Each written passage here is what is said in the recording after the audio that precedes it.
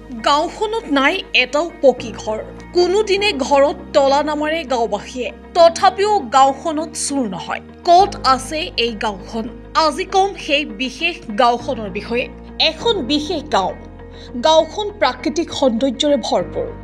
গাঁওখনৰ আছে বহু বিশেষত্ব গাঁওখনত আজিলৈকে নাই এটাও পকী ঘৰ লাগিলে তেওঁলোক যিমান ধনী নহওক কিয় গাঁওখনৰ প্ৰায় সংখ্যক লোকেই চৰকাৰী চাকৰিয়াল হাতত ধন থাকিলেও কিন্তু তেওঁলোকে পকী ঘৰ নাহাছে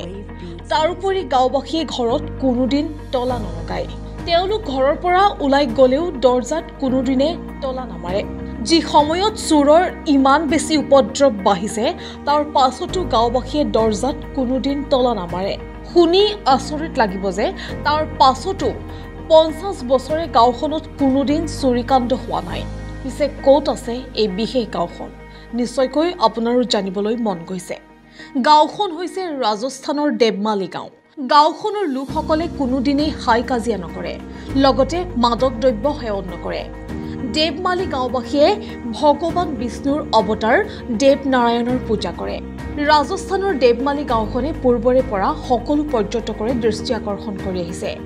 যদি আপোনাৰো ৰাজস্থান যোৱাৰ প্লেন আছে তেন্তে এবাৰ দেৱমালী গাঁওখন নোচোৱাকৈ নাহিব News 6 report, Guwahati Times.